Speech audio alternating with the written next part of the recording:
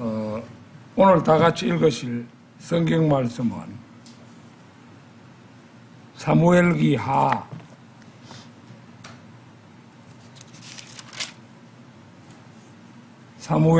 15장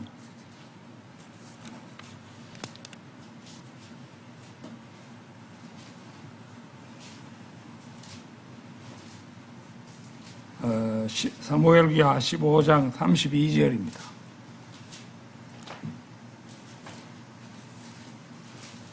다 찾으신 줄 알고 받들어 읽겠습니다. 이후에 다윗이 그가 하나님께 경배하였던 산꼭대기에 이르렀을 때 이러한 일이 있었으니 보라, 아렉족 후사이가 그의 웃옷이 찢어진 채 그의 머리 위에 흙을 뒤집어 쓰고 그를 맞이하러 왔더라.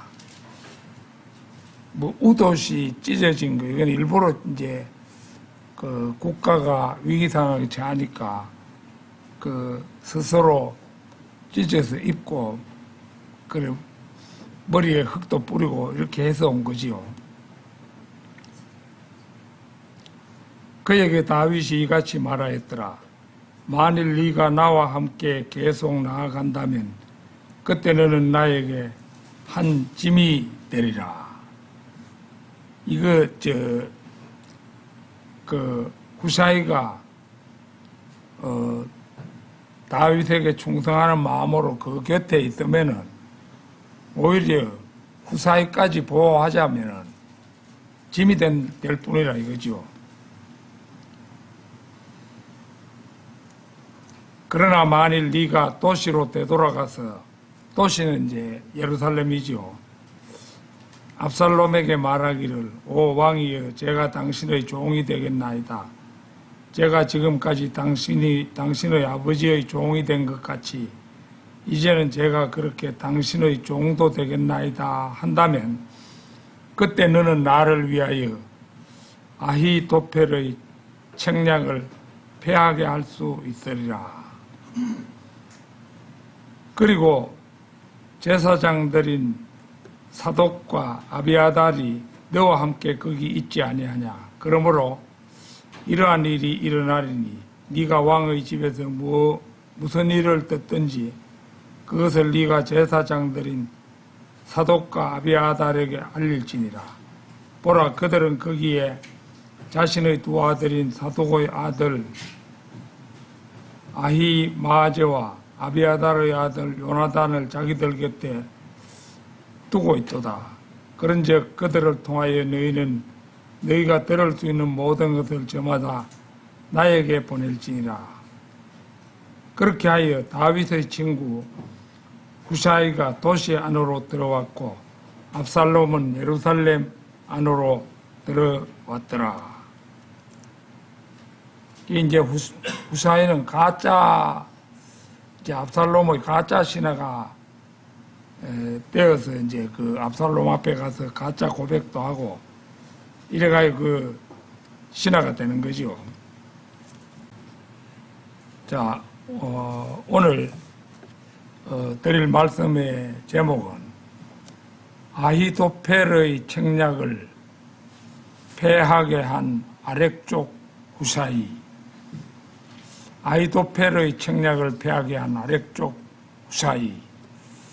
이런 제목으로 말씀을 드리겠습니다.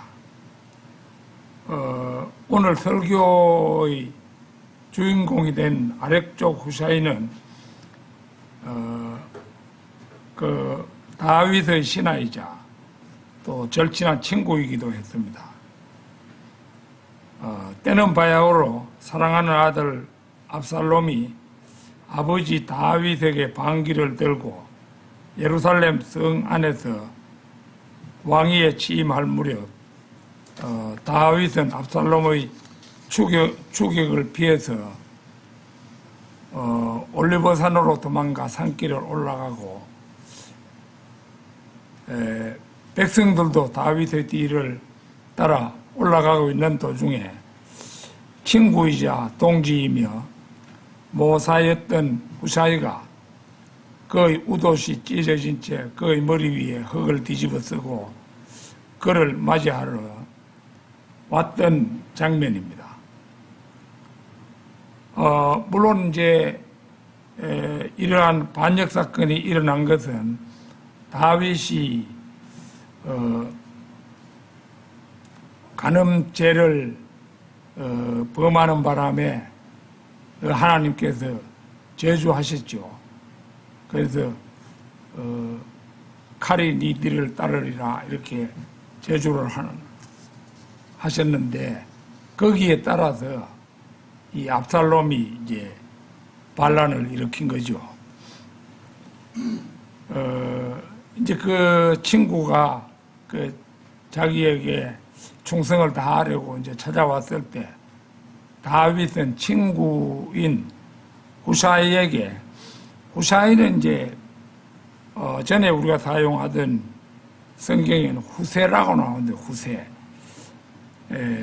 그 후사이에게 간곡한 당부를 하게 됩니다.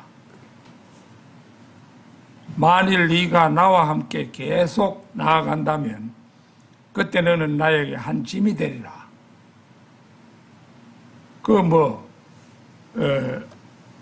후사이가 지금 동작이 날렵하게 자기 몸을 보호하기도 힘들고 이러니까 다윗 왕이 그 자기의 힘센 무사들을 동원해서 다 지켜줘야 되는데, 그러니까 그 후사이가 다윗과 함께 간다면은 다윗의 짐밖에 안 된다 이 말입니다. 만일 네가 나와 함께 계속 나아간다면 그때 너는 나에게 한 짐이 되리라. 그러나 만일 네가 도시로 되돌아가서 압살롬에게 말하기를, 이제 이 다윗은 이 후사이의 언변을 머릿속에 된 계책과 언변을 인정해 주는 거죠. 그래서 네가 도시로 되돌아가서 압살롬에게 말하기를, 오 왕이여, 제가 당신의 종이 되겠나이다. 제가 지금까지 당신의 아버지의 종이 된 것 같이 이제는 제가 그렇게 당신의 종도 되겠나이다 한다면 그때 너는 나를 위하여 아히도펠의 책략을 패하게 할 수 있으리라. 그러니까 이제 다윗은 그 압살롬 편에 아주 똑똑한 책략가인 아히도펠이 가담했다는 말을 듣고 가슴이 뜨끔하고, 자, 저걸 어떻게 하느냐 이렇게 걱정하고 있는데, 마침 이제 그 후사이가 그 압살롬의 종이 되어 그곳에 간다면은 이 후사이가 설득력 있는 언변도 있고 책략도 얼마간 아히도펠보다가는 못하겠지만은 책략도 얼만큼은 있는 사람이기 때문에 압살롬을 설득하면은 반대 현상이 나타날 수도 있는 것이요. 그래서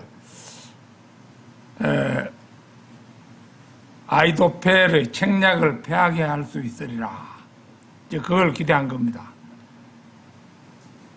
다윗이 후사에게 들려준 당부의 요지는 간단합니다. 네가 내 곁에 머무른다면 너는 나에게 그냥 거치장스러운 짐이 될 뿐이다. 그러나 만약 네가 나를 떠나 압살롬에게로 가서 거짓으로 그의 신하가 된다면 그때 너는 당대의 제갈량이라 할 수 있는, 제갈량은 제가 성경에 나오는 말 아니죠. 중국의 그 삼국지 연의에 나오는 그 책략가라고 할 수 있죠.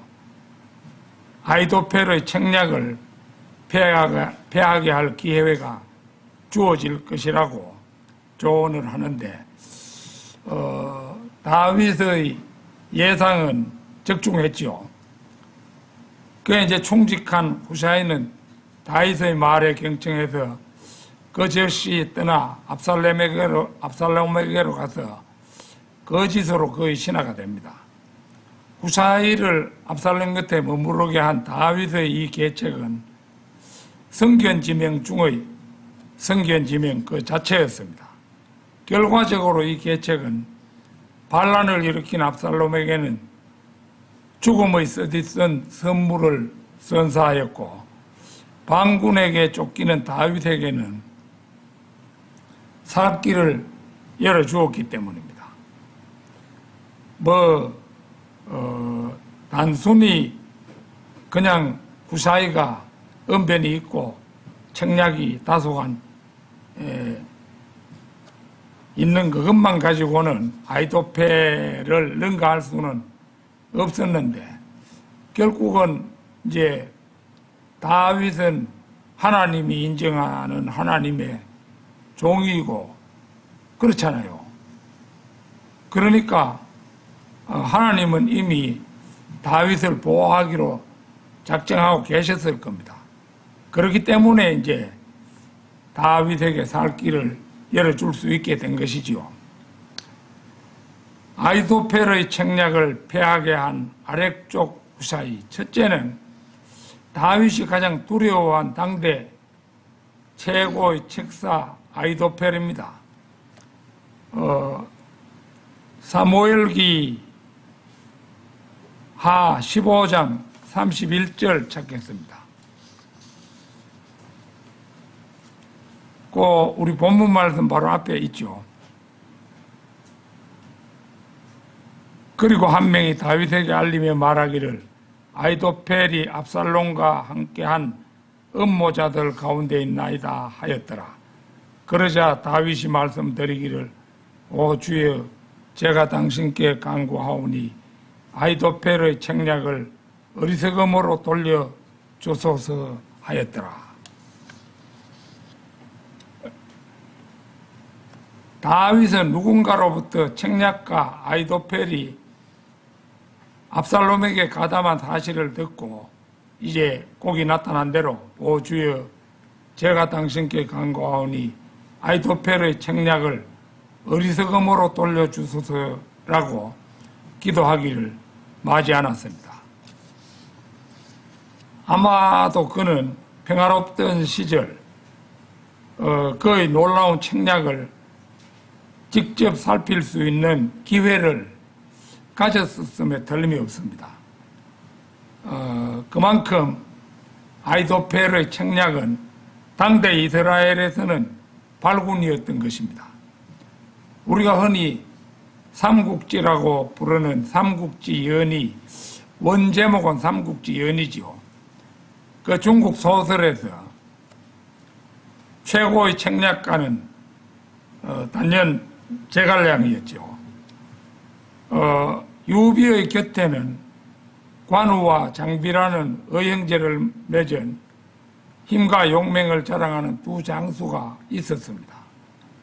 이들은 책략은 별로 없는 사람들이에요. 무용은 있는 사람들이지만 책략이 없는 사람들이기 때문에 소부대끼리의 전투에는 분명 더없이 위력적이었습니다.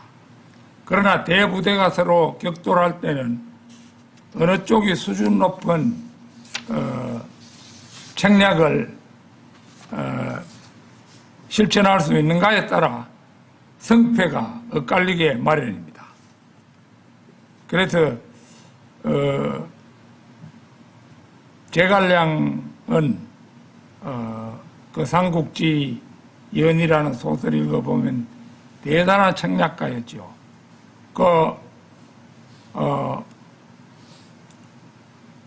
화살을 이제 오나라에 가가지고 화살 10만 대가 있어야 되는데 그걸 어떻게 할 수 있겠느냐 이러니까 제갈량이 그거 할 수 있다고. 시일이 얼마 안 남았지만 한 이틀 정도만 기간을 주시면은 10만 대를 만들어 드리겠다. 이렇게 하니까 이제 안 그래도 오나라의 송권은 이 제갈량의 재주를 높이 사가지고 제 총나라를 무너뜨리자면은 제갈량을 죽여 없애야 되는데 그걸 그냥 두고는 우리가 어떻게 할 수 없다 이런 생각에서 이제 올가미를 씌웠다 이렇게 생각한 거죠. 그랬는데 이 제갈량이 빈배 뭐 열척인가 하고 그 다음에 그 빈배에다가 화살 같은 게 잘 꽂히는 그런 이제 장치를 해가지고 그 배를 밤에 막 북소리, 징소리를 막 울리면서 강을 이제 올라갔다가 강을 내려오는 겁니다. 그러니까 조조의 군사들은, 조조는 위나라지요. 조조의 군사들은 적군이 쳐들어온 줄 알고 화살을 많이 쏘았는 거라요. 많이 쏘니까 돛대처럼 펼쳐놓은 그 화살이 잘 박히는 거기에 화살이 전부 박혀버리는 거예요. 그래가지고 이제 돌아와가지고 그 화살을 뽑으니까 10만 대가 넘어 나왔는 거예요. 그래가지고 그 오나라 송건에게 바치니까 송건이 참 탐복도 하고 이런 귀신 같은 사람이 어디 있겠는가 이렇게 이제 했다는 그 기록이 이제 삼국지 연의 그 소설을 읽어보면은 나옵니다. 그래서 이 이제 대부대끼리 이렇게 격돌할 때는 어떤 책략이 있는 쪽이 훨씬 유리했던 거죠.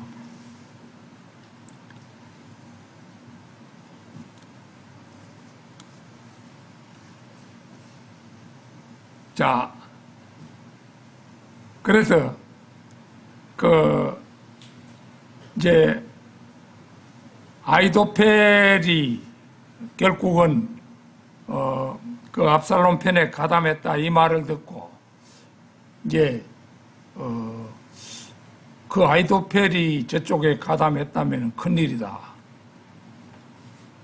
다윗이 생각해 볼 때 자기 편에는 이럴다 할 책략가가 없는 거예요. 그러니까 저 꽤 많은 저 아이도펠이 저쪽에 가담해가지고 작전을 구사하면은 내가 꼼짝없이 죽을 수도 있다. 이제 이런 생각을 했던 겁니다. 그러니까 이제 이 아이도펠은 오 주여 제가 당신께 간구하오니 아이도펠의 책략을 어리석음으로 돌려주소서 하고 하나님께 간절히 기도하지 않을 수 없었던 것입니다. 그런데 간과할 수 없는 일은 아이도펠만큼은 못 되어도 상당한 책략을 겸비한 사람이 다윗이라고 할 수 있고 삼국지에도 보면은 조조, 송권, 유비 이 세 사람이 상금 전부 나라를 이룩하고 그 솥발처럼 그렇게 대결하고 있었잖아요. 그런데 조조라는 사람은 작전을 잘 구사하는 사람이었어요. 그 사람에게는 뭐 자기 이상의 작전을 구사하는 사람이 없었던 거죠. 유비 밑에는 제갈량이 이제 있고 송건 밑에는 주유라는 사람이 있고 이래가지고 이제 조조 밑에는 그 무슨 제갈량과 버금 간다든지 이런 책략가가 없었던 거죠. 그래가지고 조조가 직접 책략을 구사했는데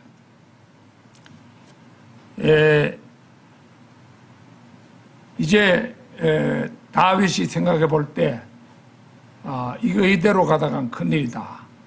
그러니까 저 책략을 무디게 할 수 있는 그런 것이 필요하다. 이래서 이제 결국은 꿩 대신 닭이라 이런 이제 말이 있다시피 그 후사이를 갖다가 아렉족 후사이를 결국은 그에게 압살롬에게 보내기로 했던 겁니다. 객관적 계산으로는 아히도펠의 책략이 훨씬 우세했지만 경우에 따라서는 후사이가 우세할 수도 있음을 가늠할 수 있었던 것입니다. 결국 훗날 다윗의 예상대로 역사는 흘러가고 말았음을 우리는 봅니다. 물론 이 일에는 하나님께서 관장하셔서 일의 결과가 그렇게 매듭지어졌음을 누구도 부정하지는 못할 것입니다. 사실 작전 면에서는 이 후사이는 아히도펠에 비해서 상대가 되지를 못했습니다.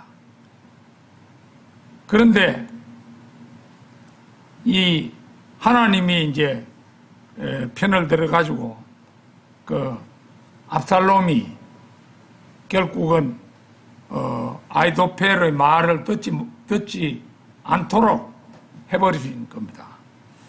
자, 아히도펠의 책략을 패하게 한 아렉족 후사이. 둘째는 탁월한 아히도펠의 책략입니다. 자, 사무엘기 하 17장 1절에서 4절 한번 보겠습니다.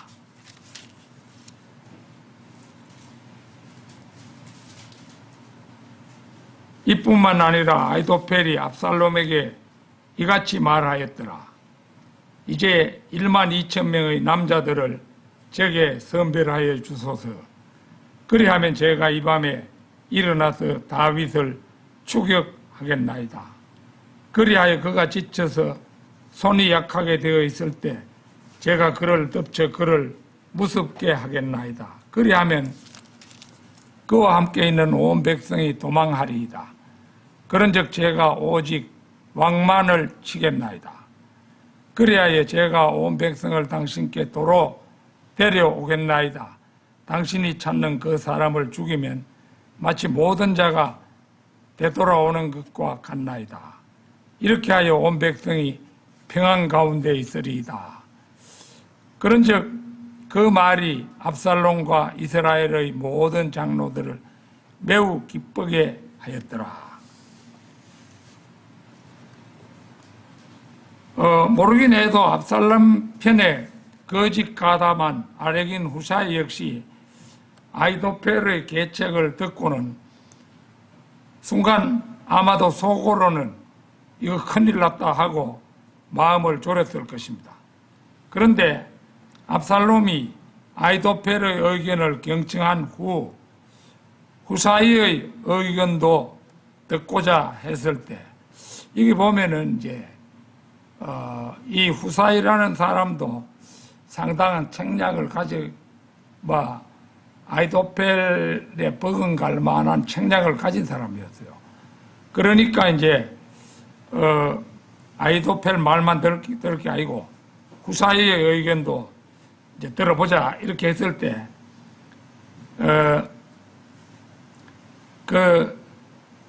결국은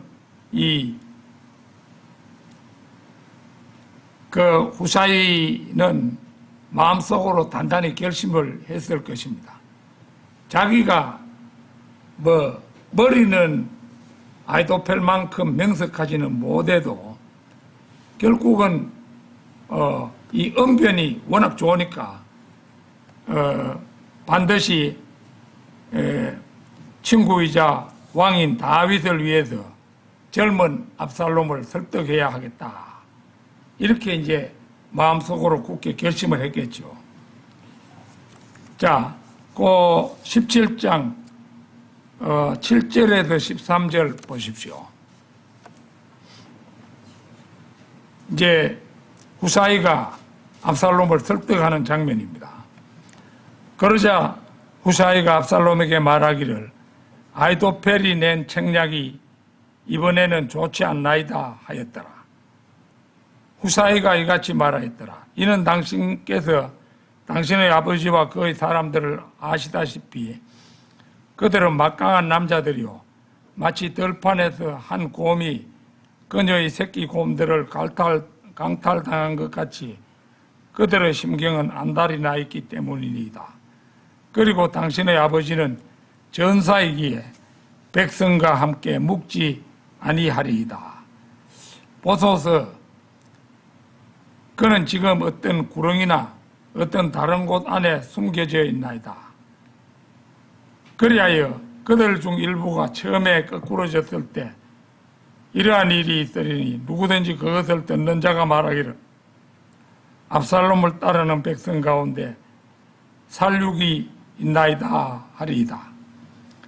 그리하면 용맹하고 그의 마음이 한 마리의 사자의 마음 같은 자도 철저히 녹아버릴 것이니이다. 이는 당신의 아버지가 막강한 남자요 그와 함께한 자들도 용맹한 남자들임을 온 이스라엘이 알기 때문이니이다. 그러므로 제가 조언하는 것은 단에서 베르세바는 전에 성경책에 브엘세바 이렇게 나오죠. 베르세바에 이르기까지 온 이스라엘이 마치 바닷가에 있는 흐다한 모래와 같이 전체적으로 당신께 모이게 하시어 당신께서 몸소 전투하러 가시옵소서. 그렇게 하면 우리는 그가 발견되는 어떤 곳 안에서 그에게 들이칠 것이요 우리는 마치 이슬이 땅 위에 내리듯이 그 위에 내려앉을 것이니이다. 그리하면 그와 함께한 모든 사람들 중에서 한 사람조차 남지 않을 것이니이다. 이뿐만 아니라 마치 그가 어떤 도시 안에 들어간다면 그때 온 이스라엘이 그 도시에 밧줄들을 가져갈 것이요 우리는 거기에 작은 돌 하나도 발견되지 아니할 때까지 그것을 강 속으로 끌고 갈 것이니이다.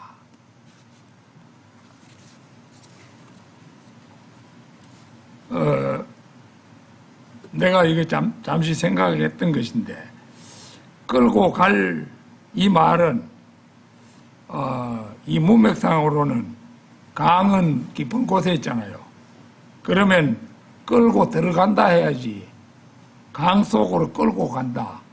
말을 이해는 하겠지만은 간다는 말이 아주 적절한 번역은 아닌 것 같아요. 내가 보건 때는 끌고 갈 것이니이다.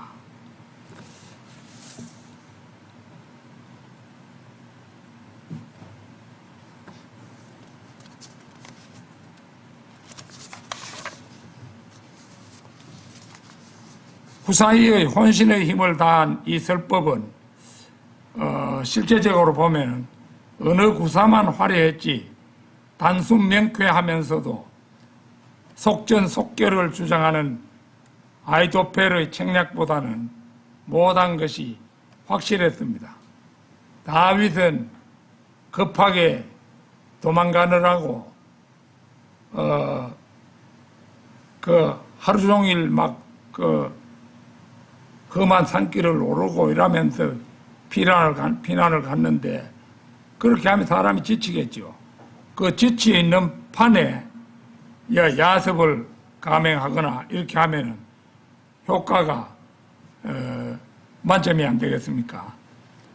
그래서 그러나 이제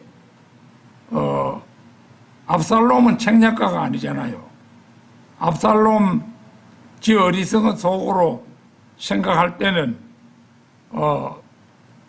결국은 후사이의 의견이 더 좋은 것 같다고 생각한 거예요. 그런데 지금 다윗이 지쳐 있을 적에 아주 그 젊은 병사들 이런 사람들 12,000명 끌고 가서 야습을 감행해버리면 다윗이 못 견딜 가능성이 크죠.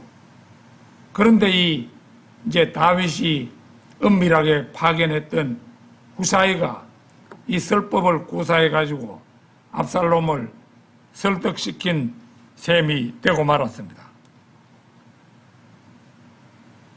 거기엔 아까도 제가 곁들였듯이 하나님의 호의에 힘입었다 이렇게 볼 수 있죠. 그러니까 압살롬과 그의 추종자들의 마음을 온통 들쑤셔 휘젓고야 말았음을 알 수가 있습니다. 앞서 저는 아히도펠에 약간 못 미치는 후사이의 앞니를 내다보고 압살롬 편으로 보내는 일을 두고 다윗의 성견지명 중의 성견지명이라 그렇게 했습니다마는 하나님께서는 이미 다윗의 편에 서서 그의 승리를 준비하고 계셨음을 알기에 어렵지 않습니다. 이게 이제 그 아히도펠의 계책을 물리치고 후사이의 계책을 받아들이는 것, 이거 자체가 하나님이 압살롬 속에서 역사한 거잖아요. 아히도펠의 책략을 패하게 한 아렉족 후사이. 셋째는 당대 제1의 책략가 아히도펠의 최후입니다. 자, 17장 23절 보겠습니다.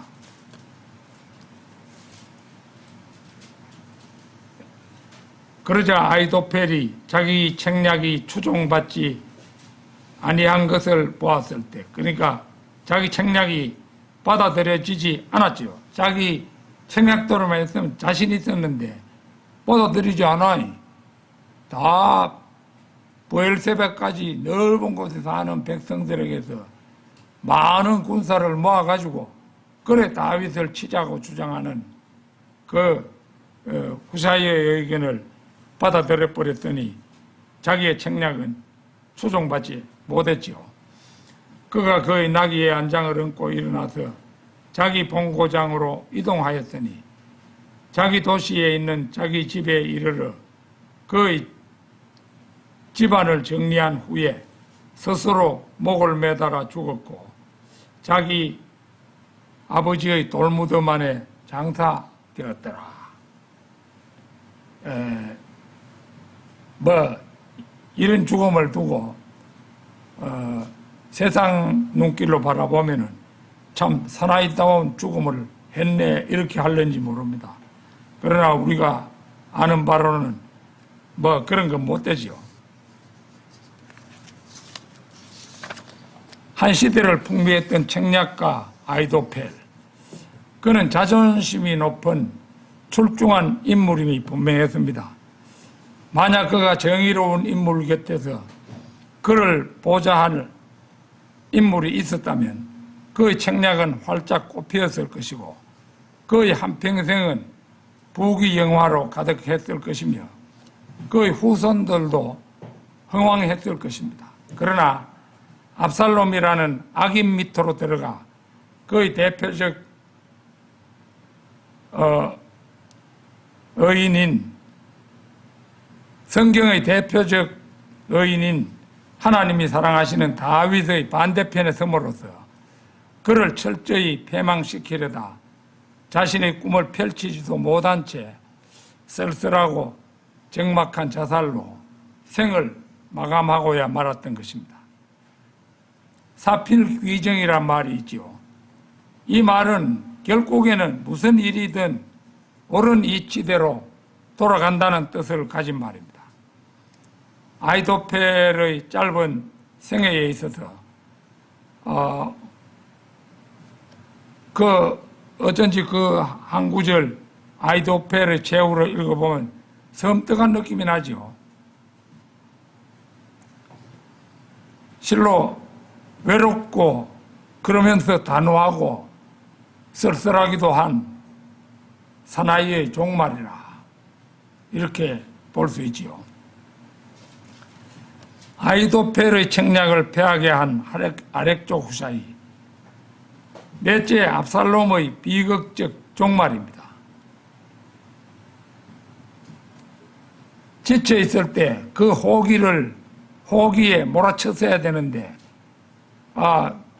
그 아히도펠의 의견을 받아들이지 않는 바람에 결국은 다윗은 후식을 취하고 자기 부대를 점검할 수 있는 그런 기회도 주어지고 그러했잖아요.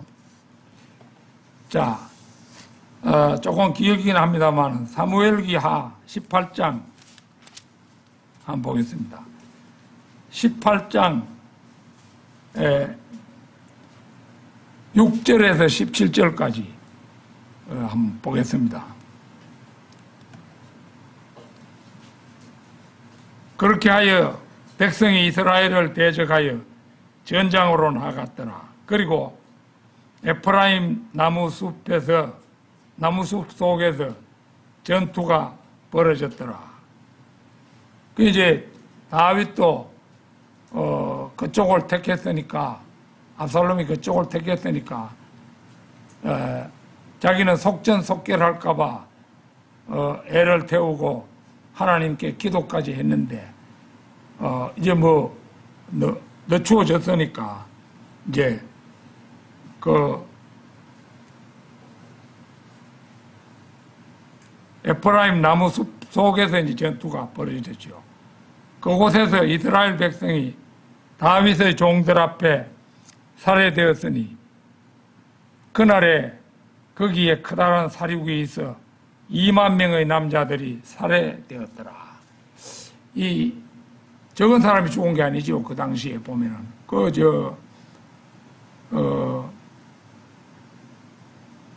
2만 명이면 2천 명도 아니고 2만 명이면 대단히 많은 사람이 죽었죠. 그러니까 이제 다윗의 그 정예 부대하고 압살롬의 급조된 그 대군이 서로 붙어가지고 그 숲속에서 싸웠죠.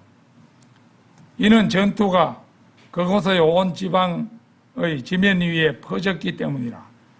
그런데 그날에 칼이 집어삼킨 백성보다 나무 숲이 집어삼킨 백성이 더 많았더라.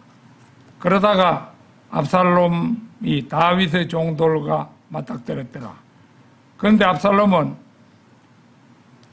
노새 한 마리 위에 올라탔고, 노새는 거대한 상수리 나무 한 그루의 두꺼운 원가지들 아래를 지나갔는데 그의 머리가 상수리 나무에 걸리는 바람에 이 압살롬은 오늘날의 사람처럼 이렇게 짧은 머리를 했으면 죽을 일도 없고 가볍고 좋았을 텐데 치렁치렁한 머리를 그대로 달고 있었죠.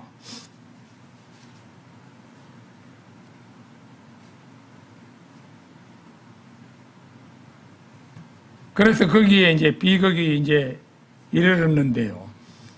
압살롬은 노새 한 마리 위에 올라탔고, 노새는 거대한 상수리 나무 한 그루의 두꺼운 원가지들 아래를 지나갔는데 그의 머리가 상수리 나무에 걸리는 바람에 그가 하늘과 땅 사이에 들렸더라.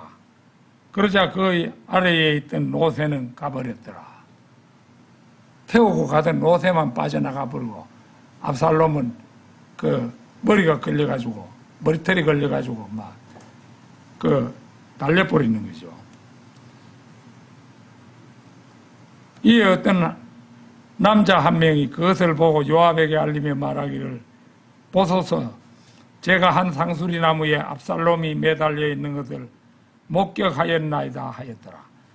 그러자 요압이 자신에게 알린 그 남자에게 말하기를, 그런즉 보라, 네가 그를 보았거늘 어찌하여 네가 그를 거기서 쳐서 땅바닥에 떨어뜨리지 아니하였느냐. 그러면 내가 너에게 은 10세겔과 허리띠 하나를 주었으리라 하였더라. 이에 남자가 요압에게 이같이 말하였더라. 제가 제 손에 1000세켈의 은을 받을지라도 여전히 저는 왕의 아들을 대적하여 제 손을 내밀지 아니하였으리이다. 이는 왕께서 우리가 듣는 데서 당신과 아비샤이와 이타이에게 명하여 말하기를, 아무도 청년 압살롬을 손대지 않도록 주의하라 하셨기 때문이니이다. 그렇지 아니하였다면 저는 제 자신의 생명을 대적하여 그릇된 행동을 하였으리이다. 이는 왕으로부터 숨겨지는 사안은 없으며 당신께서도 친히 저를 대적하셨을 것이기 때문이니이다. 그때 요압이 말하기를, 내가 너와 함께 이렇게 지체할 수 없도다 했더라. 그리고 그의 손에 세 개의 투창, 이 투창은 던질 수 있는 창이죠. 던질 수 있는 창. 투창을 취하였으니 그가 상수리 나무 중간에서 살아있는 동안에 그것들로 압살롬의 심장을 찔렀더라. 그런 다음에 요압의 병기를 드는 청년 10명이 주위에 에워싸고 압살롬을 쳐서 그를 살해하였더라. 그런 다음에 요압이 나팔을 불었으니 백성이 이스라엘을 추격하는 것에서 되돌아왔더라. 이는 요압이 백성을 저지하였기 때문이라. 그리고 그들이 압살롬을 취하여 그를 나무숲 속에 있는 한 커다란 구렁 속에 던졌고 그 위에다 돌들로 아주 거대한 무더기 하나를 쌓았더라. 그리하여 온 이스라엘은 모든 사람마다 자기 천막으로 도망쳤더라. 그러니까 뭐 정식 장례도 치르지 못하고 시체를 구덩이 속에 던져놓고 거기다 여러 사람을 시켜서 돌멩이를 수북하게 쌓아버린 거죠.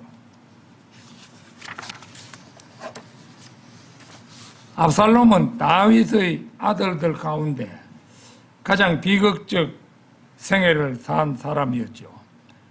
다윗이 헤브론에서 낳은 셋째 아들로 그의 모친은 거술왕 탈메의 딸 마가라는 여자인데요.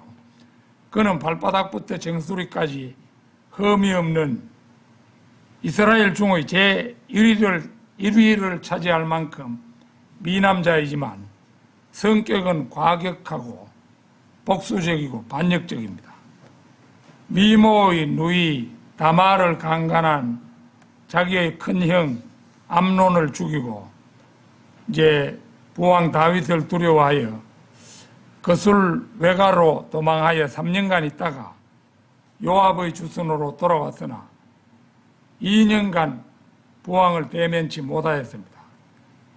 그 후 압살롬은 반란을 일으켜서 부왕을 공경에 빠뜨리고 스스로 왕이라 자칭하고 왕의 군대와 싸우고 숲속으로 패주하다가 긴 머리타래가 나무에 걸려서 요압의 손에 죽었습니다.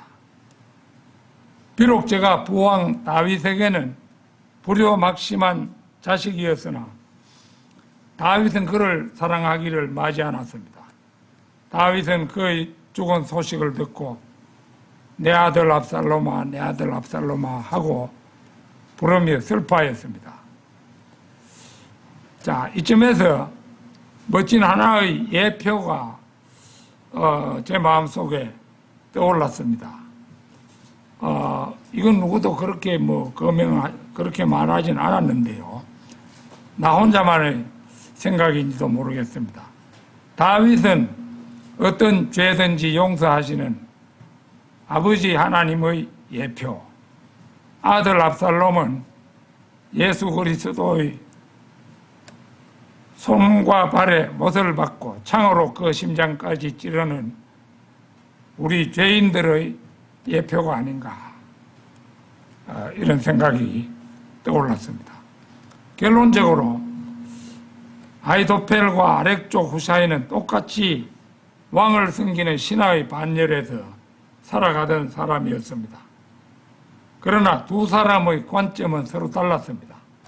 즉 아히도펠은 재주는 출중한 사람이었으나 자신이 섬기는 사람이 하나님과 함께하는 사람인가 아닌가를 구분하지 못했습니다. 반대로 아렉족 후샤이는 다윗과 함께하는 하나님을 알고 있었고 자신도 다윗이 섬기는 그 하나님을 신뢰하는 사람이었던 것입니다. 잠언 9장 10절 찾겠습니다. 잠언 9장 10절.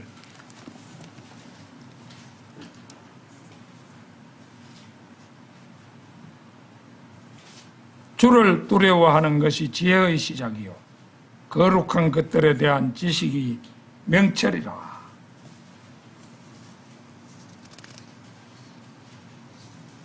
아히도펠은 두뇌가 명석한 사람이었습니다.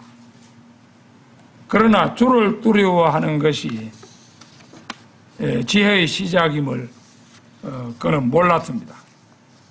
이 세상에서도 똑똑하다는 사람, 좋은 대학을 나오고 좋은 지위에 있는 사람, 예수 잘 안 믿지요. 어쩌면 아히도펠은 죽으면 그만이라는 생각을 했는지도 모릅니다. 그가 마지막에 자기란 것을 보면 그런 사고방식을 가진 사람, 죽으면 그만이지 뭐 이렇게 하는 거죠.